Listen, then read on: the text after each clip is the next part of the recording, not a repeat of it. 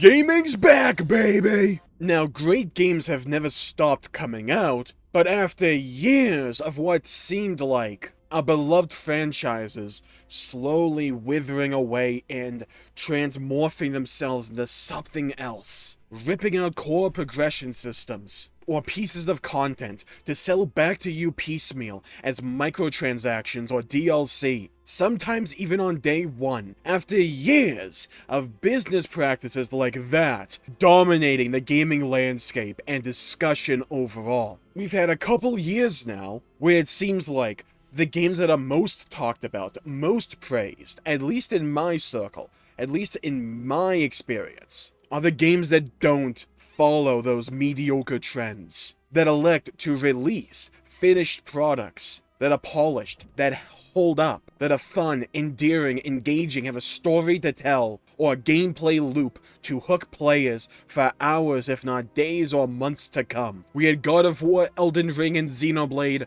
last year. This year, it's only August, and we've had the Resident Evil 4 remake, a return of a much beloved classic, The Legend of Zelda Tears of the Kingdom, that innovates on the Breath of the Wild formula that was popularized for open world games, but leans into the creativity and the player agency, and the ability for the player to create whatever they want and interact with the world in whatever manner they wish. Final Fantasy XVI, a change in formula to be sure, but an absolutely gripping and emotional, thought-provoking narrative, seamlessly interwoven with engaging fast-paced combat alongside one of the best soundtracks I've heard in quite a long time. And now recently, we also have Baldur's Gate 3, a Dungeons & Dragons style RPG that puts the power to choose in the player's hands to give them a bunch of wacky scenarios on a moment-by-moment basis, combat scenario by combat scenario-esque basis,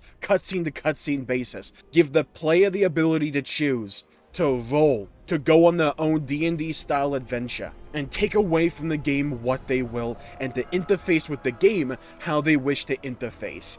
While the Game of the Year discussion this year will be fierce, ravenous, with people going to bat for their favorite release, and sure, that discussion will come. Let's take a moment to appreciate the fact this is only August, and we've had all of these amazing games come out, and even more that I haven't even mentioned yet, that have already came out. This year has variety, it has choice, it has quality, and it has finished, polished products, without a need to shove an in-game store in the player's face to try and force-feed the player base, the consumer, a bunch of overpriced microtransactions that sully what good the game could be. Sure, games like that will never disappear, at least in the immediate future, but for now, the games that we are getting, the games that are being celebrated in the year 2023, are the games that elect to lean into their passion, to lean into the ability to let the players play a complete product that is finished and polished from top to bottom. The last couple of years for games have been marked by incredible experiences,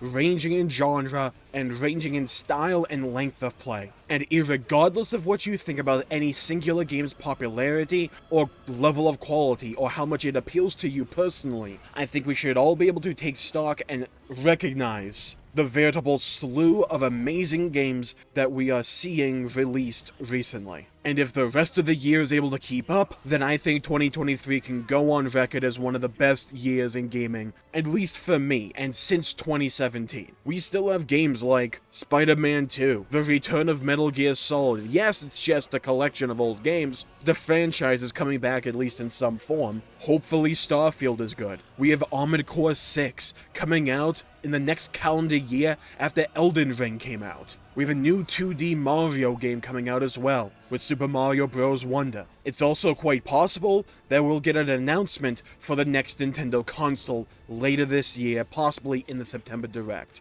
And there's many more games that I have yet to list that have either come out or are coming out in 2023 that are shaping up to be amazing games and experiences of their own right. And I believe in calling out bad games. I believe in calling out bad business practices, to drag those practices into the light so that the consumer can be made aware of them, so that the consumer can choose to vote with their own wallet. I believe in that. However, I also believe in the idea that when games are able to do it right, to release polished and finished products that excite their player base, attract new fans, and blow expectations out of the proverbial water, those games deserve to be celebrated all the same. I'm probably not going to be playing Baldur's Gate 3 myself, for a bit of an idiotic reason, because my SSD isn't big enough, I don't have enough space to play the freaking thing. But just because I'm not playing it doesn't mean I have to ridicule those who play it, or put down the game as a whole to try and prop the game that I play and that I enjoy up. Amazing games are coming out lately. Phenomenal games. And it seems like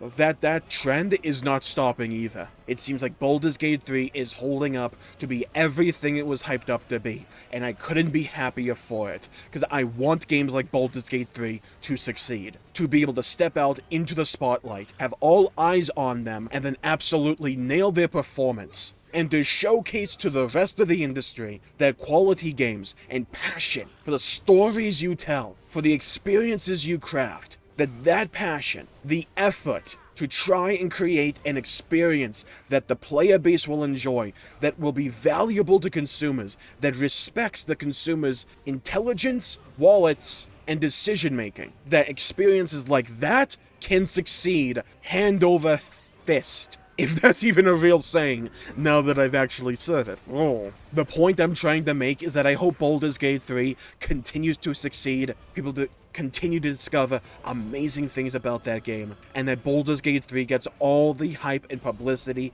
that it can. Same with The Legend of Zelda Tears of the Kingdom, Final Fantasy XVI, Armored Core 6 if FromSoft sticks the landing, and let's be honest, it's FromSoft. When haven't they? Ignore Dark Souls 2, but when haven't they? I'm pessimistic about Starfield. I'm very pessimistic. The gameplay loop doesn't look all that fun to me. The combat itself is my main critique.